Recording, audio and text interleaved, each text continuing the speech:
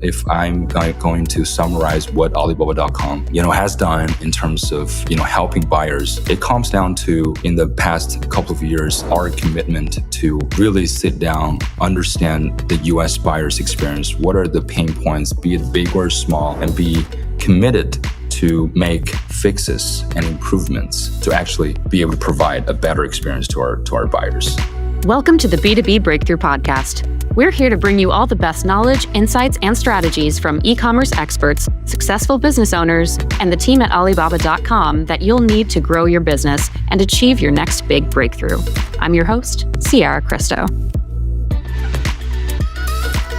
Before we dive in, a quick heads up. This episode was recorded before the recent 90-day pause on tariffs was announced. While all the information we're sharing is still super relevant, we always recommend staying nimble. Things can change fast. If you've got the chance to stock up during this pause, it might not be a bad move. At Alibaba.com, we're here to help business owners like you master the twists and turns of global trade, whether it's navigating tariffs, streamlining logistics, or protecting your shipments. So stick around for actionable tips from one of our own on how to make the supply chain work for your business, whether you're a buyer, seller, or just trying to stay ahead of the ever-changing curve. Now enjoy the show. All right. If there's one thing that we've learned in recent years, whether it was COVID or managing today's trade uncertainties, it's that unprecedented times are starting to feel kind of precedented. So how do American businesses adapt and find resilient ways to source and sell globally? Well, that's where today's guest shines. Justin Liu is the U.S. country manager for Alibaba.com and has spent over a decade helping American buyers, entrepreneurs, and brands unlock smarter supply chains. From small businesses scaling up to major retailers diversifying their networks, with deep expertise in both B2B and B2C, he's all about practical strategies in unpredictable times. Justin, welcome to B2B Breakthrough. Thank you. Thank you, Sierra. Justin, I want to start off here by just laying a quick foundation. Can you share with the gang here what your team and what your role is at Alibaba.com and how that's helping small business owners? My title sort of says a little bit about it, right? I'm the U.S. country manager for Alibaba.com.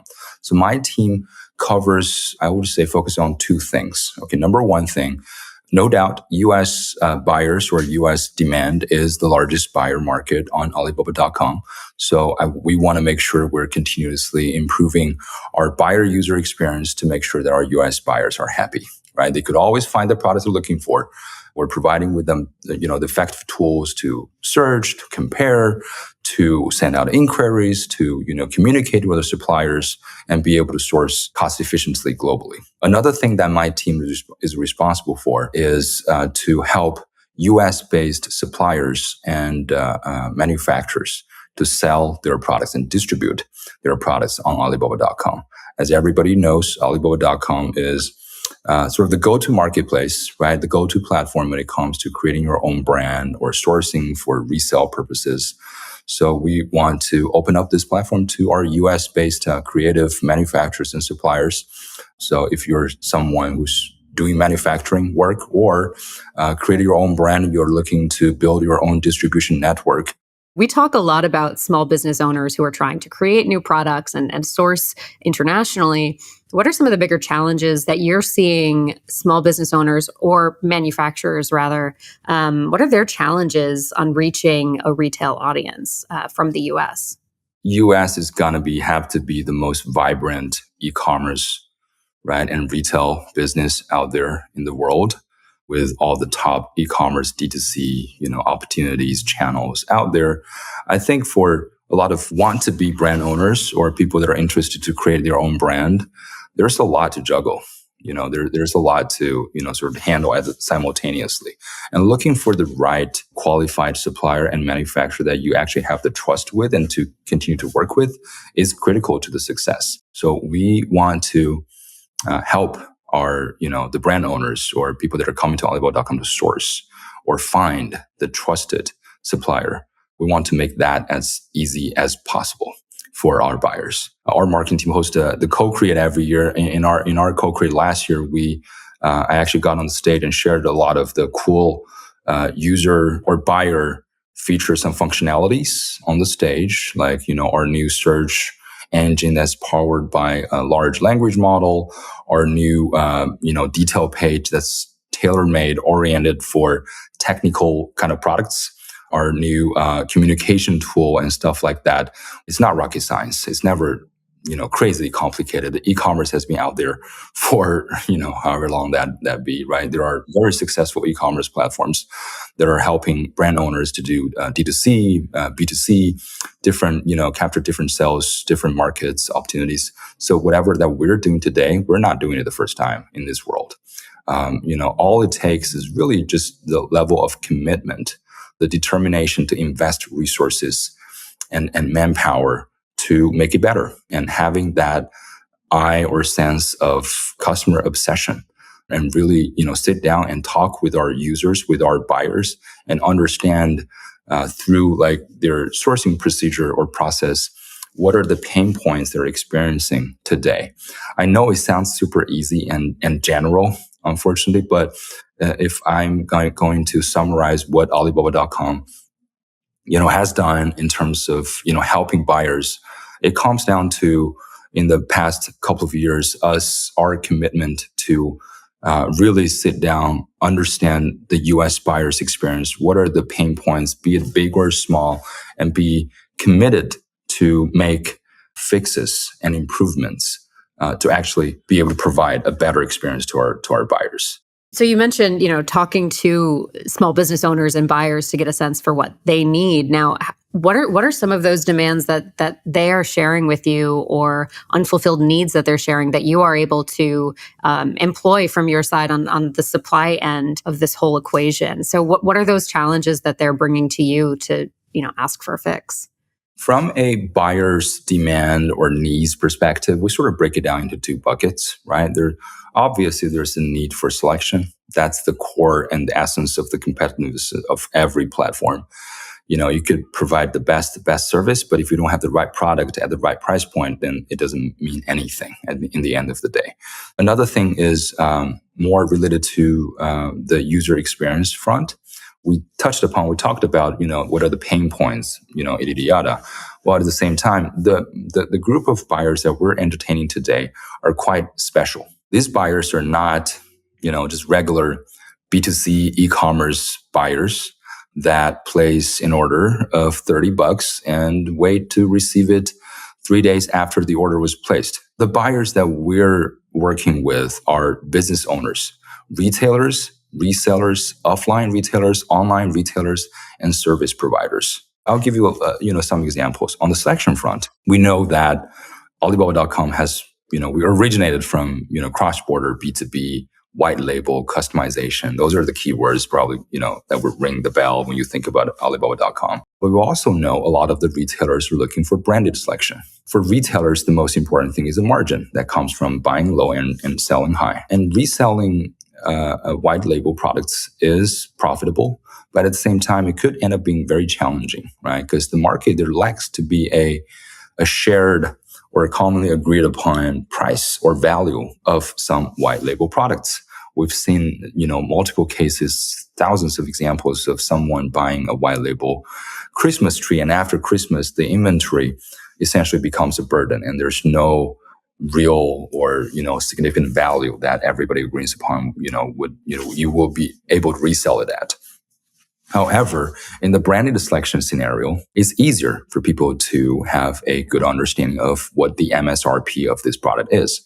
If the retailer or the reseller is able to have access to a discounted product at a pretty good deal, let's say 50% off the MSRP, and then he or she will be able to resell that product, throwing in 20% margin, still be 30% off MSRP. Oftentimes, this trading of discounted branded selection happens within a small circle and is geographical sort of constrained, if that makes sense. Someone from, Dallas probably doesn't have access to the same level of selection opportunities as someone that's based in LA or New York, where more trading is happening, right? So we want to be able to provide this opportunity to everybody. We can connect someone from, Dallas to do a business with a seller from New York or LA. So that's sort of what we're doing. That's from the selection perspective. Also from, let's say, the service perspective, after talking with a lot of retailers, a couple of key takeaways. Catalog is really important. Business buyers or retailers, they tend to look at the catalog from one manufacturer, from one brand, right, altogether, versus a B2C scenario product discovery procedure or journey where most product discovery is based off individual keyword searches. That's a big difference. When we're forcing someone that's so used to look at a catalog to go search different keywords to identify brands or products under different categories, it's a painful experience. If you operate a gift shop, right, you want to look at a catalog from a gift assortment or product manufacturer or provider. You can see, there are different water bottles on page 1 and different decors on page 2 and different, carpets on page 2. I'm just throwing examples out, right? Versus, if you go to a regular online e-commerce platform, you have to search water bottle.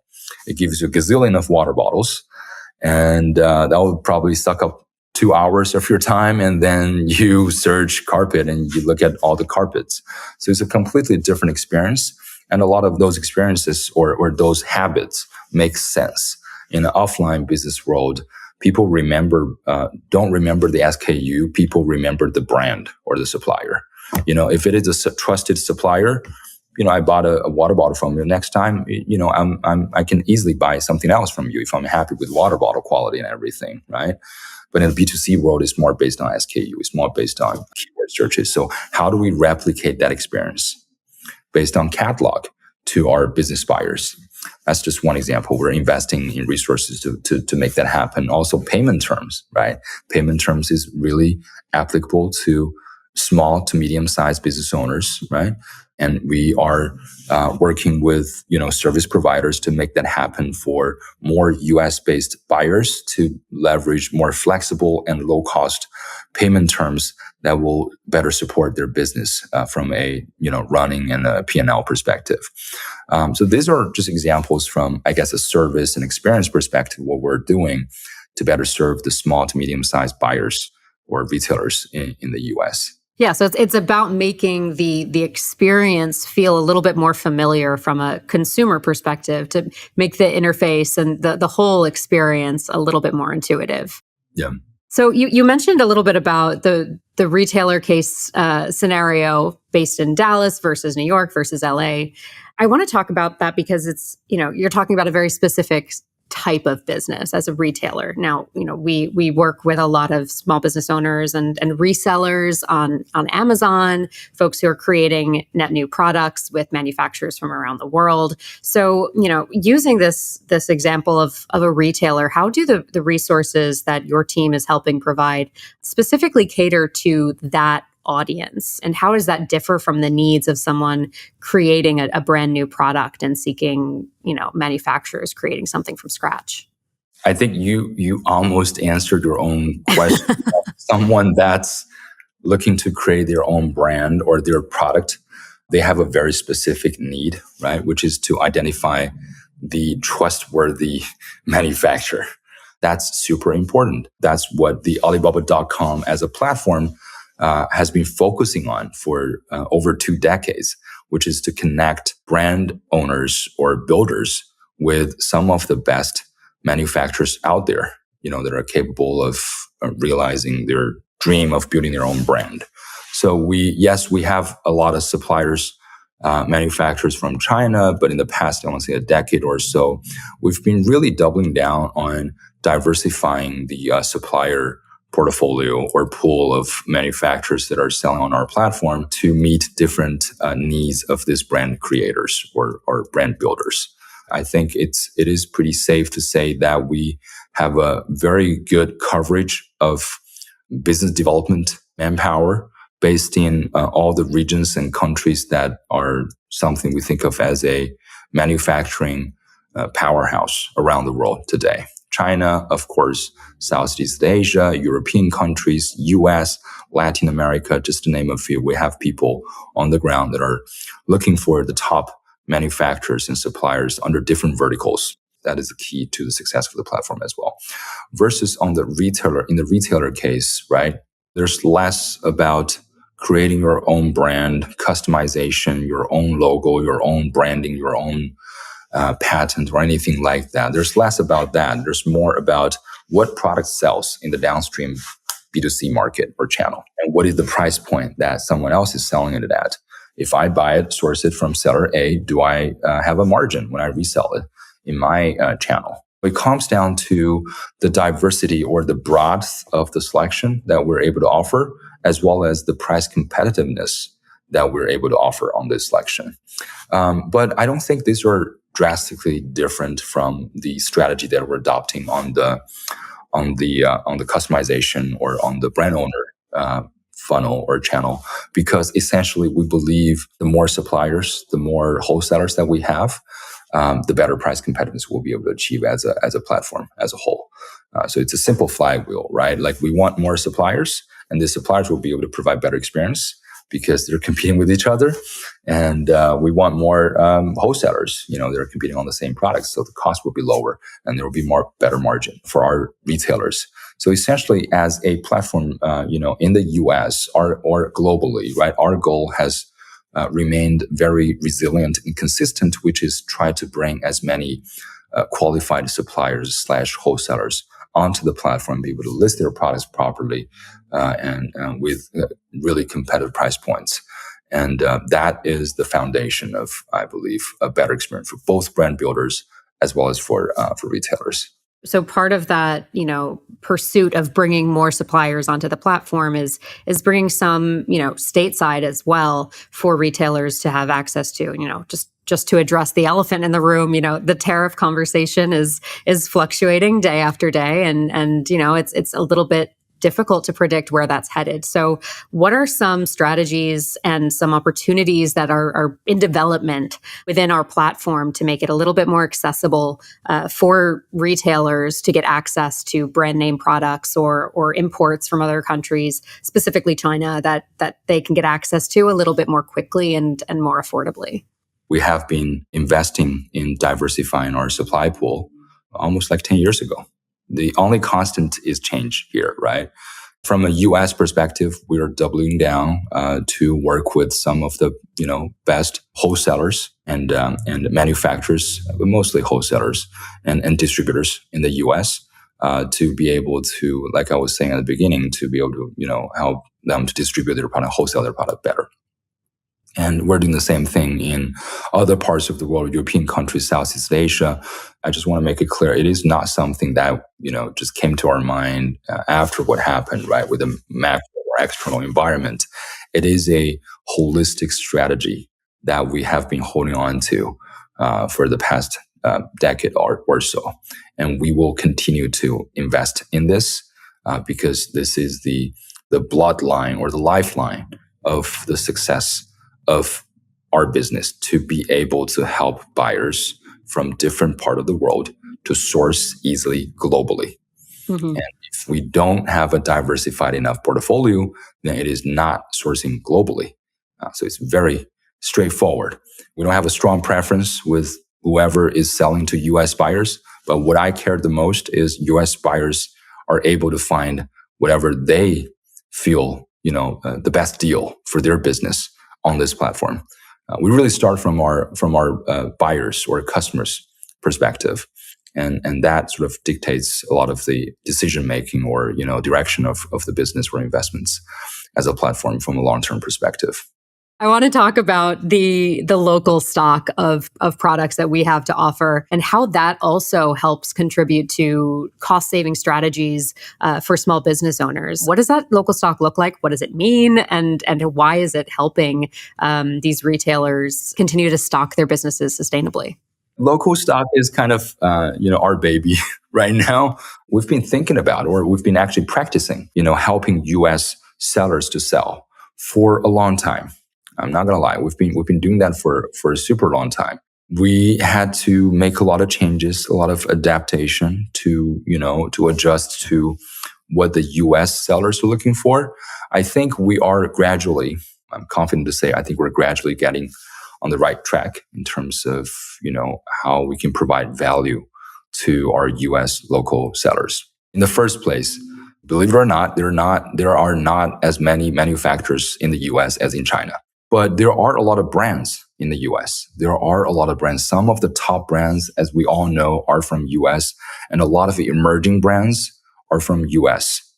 I think the US companies are really top notch when it comes to creating brands versus manufacturing let's say, just a water bottle. So our strategy needs to change, adapt, right, to the market. How do we help instead of U.S. manufacturers to export their manufacturing capacity and skills or experience? The proper conversation or the value proposition should be: how do we help the U.S. emerging brands to build their distribution channel and enter other markets around the world? That's sort of the strategy that we have been adopting recently for the U.S. markets. That's why I'm super excited to share the U.S. local stock selection that we have been able to curate for our U.S. buyers. Through this selection, U.S. retailers, online/offline, will be able to discover emerging brands, be it big or small, medium-sized brands under different categories that are ready to ship, ready to be resold, through the B2C distribution channel. From my perspective, that makes perfect sense, and that really, keeps me, really excited about what we're doing. In addition to, what we have been talking about, the tariff situation does help with it, but I think the core competitiveness of U.S. local stock is not necessarily the fact that, we have cleared custom already, there's no tariff that, or the tariff has been cooked in, or, that complexity. Business owners are ready to deal with that. Business owners are ready to do that calculation. At the end of the day, a penny is a penny, a dollar is a dollar, right? They can figure that out fairly straightforwardly. I believe in the U.S. local stock because I believe the core competitiveness is the differentiation of these products, the branding, the thinking that goes behind this local stock or this local U.S. brands. I think that gives full play to the creativity of U.S.-based manufacturers or suppliers instead of holding them or trying to compare their cost of operation to some, other factories that are based at other parts of the world, which is not a fair comparison. I don't necessarily want to put U.S. selection in a case where it's purely competing based off price and cost. I think the U.S. brands that we're putting together, this U.S. local stock that we're putting together, there are other aspects, that they could shine really brightly. Of course, cost is important, channel is important, quality is important, but there's more that goes behind, a resale opportunity, right, than just a price competitive competition. So it's simplifying the procurement process, the logistics, the mechanism. So you mentioned one of the core competitive advantage here is the diversified supply and making sure that it is a robust offering. As we talk to on this podcast and some video content that we create, as we talk to small business owners who use our platform, we talk to a lot of folks who are creating new products and, working with overseas suppliers and manufacturers to make those. Now, as they're trying to sell these products within the US or globally, is this a viable sales channel for them to kind of cut through the noise and make their way to other retailers just via our local stock? The demand is there. Obviously, we're lucky to have accumulated a really robust pool of buyers, business buyers, retailers, online retailers / offline retailers, service providers, drop shippers, just to name a few. We're lucky to have a pretty strong group of followers that are looking for resale business opportunities on the platform. So the demand is there. It all comes down to, are the US-based suppliers, the local stock, able to, get the exposure and present their products and selection in front of the right group of buyers? And that has been very challenging in many cases. To be able to sell on Alibaba.com as a seller for a US-based company is not very easy, or it has ended up being more difficult than we want it to be. This process normally would take up roughly, I want to say 3 to 4 weeks. Don't quote me on it, but it ended up taking a lot of time. We are in the process of combining it, really shrink down the list of pieces of information that we're asking from our sellers, incorporate new technology facial recognition, and stuff like that to be able to give our sellers immediate results in terms of whether you're approved to sell or not. So the hope is that by the end of, I want to say end of May-ish, we will be able to shrink this time from 3-4 weeks to 2 to 3 days. And then sellers, after they create a storefront, they want to list their products, right? Listing products for e-commerce sellers, especially cross-listing products, right? When you're selling on Shopify, on Amazon, on Walmart.com, and you want to list something also for Alibaba.com, but with B2B discounts, it could end up pretty complicated. Okay. Previously, that's what the sellers needs to go through. We're going to pretty much just replicate the best practice within the industry, the templates that people can actually understand with the easy tweaks that they can make to make it a B2B ready product, right? With MOQs, graded pricing, all those stuff. That's obviously important. So, we'll try to really streamline that process for them. And we have AI powered functionalities that will help you to streamline that process even better. If you're a B2B wholesaler, you probably don't have the full collection of product data points, right? That as ready as a B2C retailer or a B2C e-commerce player, generally speaking, because they are more used to SEO, search results optimization. So they need to be more prepared when it comes to product related data points. So for a wholesaler, you probably only have, one image, product name, and a price. That's it. Our AI tool will help basically look at the image and say, okay, now I know what category it is.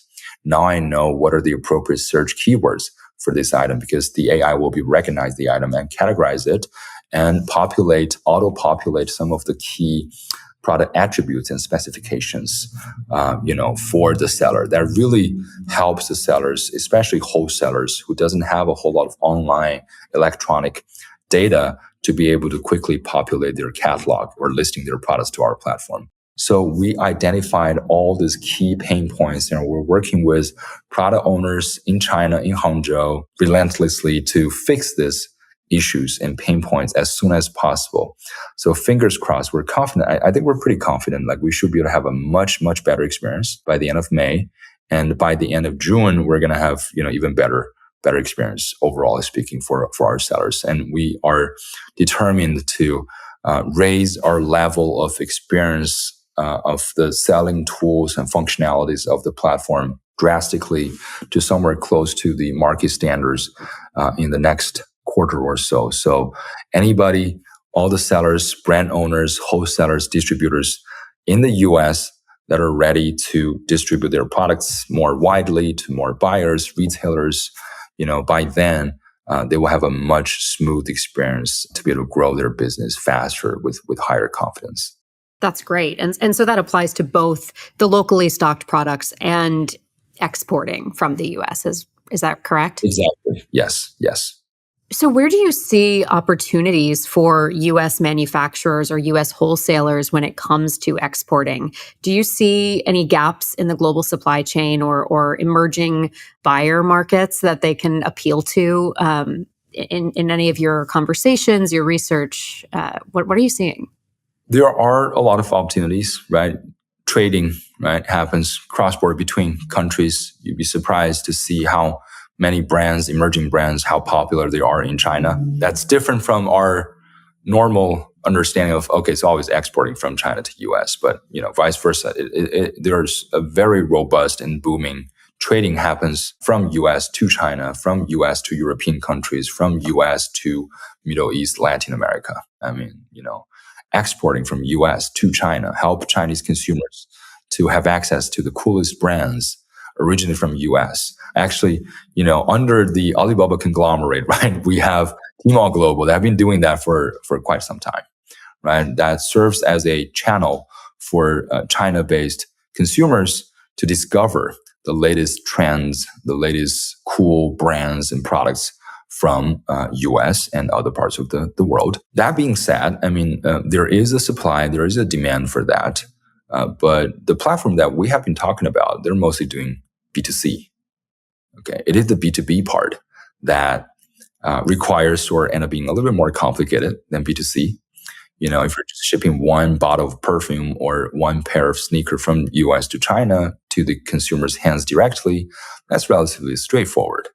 But if you are thinking about, hey, how do I expand my distribution channel in China or in some country that I've never been to? How do I find the trustworthy local retailers and wholesalers to help me to sort of nest out my distribution network in that country? It becomes a little bit more complicated. And the complexity mostly is about the company, the business partner that you're dealing with today, right? In a B2C scenario, it's just one order, one pair of sneaker. That's easy. But in a B2B scenario, you're allowing someone in that local market to have access to your products, your brand in bulk, and be able to be authorized to resell and distribute your product to consumers in that local market. So you want to be able to connect with the best of the best distributors basically in that country.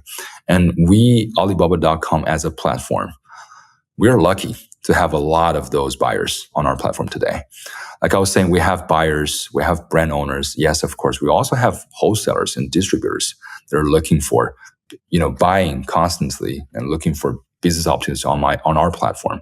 So this is, from my perspective, one of the most valuable assets as Alibaba.com has been able to, accumulate it through the past 25, 26 years, which is this serious and qualified and experienced professional business buyers that are probably closest or the quickest go-to parties, for a brand to enter a new marketplace. You want to have 3-4 big distributors that understands local distribution network that help you to put your product on different, shelf spaces in different markets. We have some of the most fundamental infrastructures that makes us positions ourselves at a better position to help brand owners to expand globally in bulk. So as we're coming up on time here, I want to do a little forecasting. We've explored how people are finding solutions in this uncertain time, in these unpredictable circumstances. As we look forward, it is tough to make a prediction for the next couple of years, but based on the trends that we're seeing technologically, where do you see the biggest opportunities for US sellers and buyers on Alibaba.com in the next 2 to 3 years? I'm not going to propose this category, you should totally check it out. Create your own yoga mat. You can make millions of dollars from it. But I think everybody should just focus on doing what they're supposed to do. As brand owners, I don't want to say forget about the risks, but don't be distracted by the risks, the tariff or whatever that is, and be worried about, hey, is my product or is my brand going to be impacted by the tariff or not? I think as a brand owner, you should focus on, am I creating the right product to my consumers? Am I fixing or solving someone's pain points, right? And as a seller, you should focus on, hey, am I sourcing from the right place? Am I maintaining a good enough of a collection of products at competitive price points? Am I able to ship my products to my buyers on time with the competitive logistic costs? I think as long as they're all focusing on what they're supposed to do, and we as a platform continue to connect them efficiently, I think we'll all just be fine. The worst thing that could happen is be overly concerned or worried about something that you just don't have control over, and which forbids you from spending time and efforts and focused on what actually creates value to your business, right? I think that holds true for both sellers and buyers and platforms. And that is, I guess, just my take on this question. Yeah. I think it's a common theme that I've heard in a lot of conversations recently. I spoke with Carmine Denisco a few weeks ago talking about IP, product protection. And, at the end of the day, the underlying element here that's going to keep your business successful and safe is high quality. Maintain your quality, maintain your dedication to your audience. And that is going to take you far, whether it's uncertainties in the market or your own product and patent protection. This was really great. I think that there are plenty of opportunities and so many things to learn from how you can optimize from a seller perspective, and new opportunities for retailers and resellers close to home as well. I think there's a lot of good takeaways for our buyers and sellers alike here. I hope everybody, all the audience or listeners got to understand a little bit more about what, Alibaba.com is doing, local stock, the new opportunities, the wholesalers, brand owners that, we're eager to work with. If you have a great brand, some great selection, feel free to reach out to us, and we're here to help, as always. Thank you so much, Justin. This was a great conversation. Thank you, Sierra. Really, it's a pleasure. B2B Breakthrough is produced by Alibaba.com. To find out how Alibaba.com is empowering its customers with the tools, services, and resources they need to grow their business, visit Alibaba.com. And then make sure to search for B2B Breakthrough on Spotify, Apple Podcasts, or wherever you find your podcasts. Make sure to follow us so you don't miss future episodes. On behalf of the team here at Alibaba.com, thanks for listening.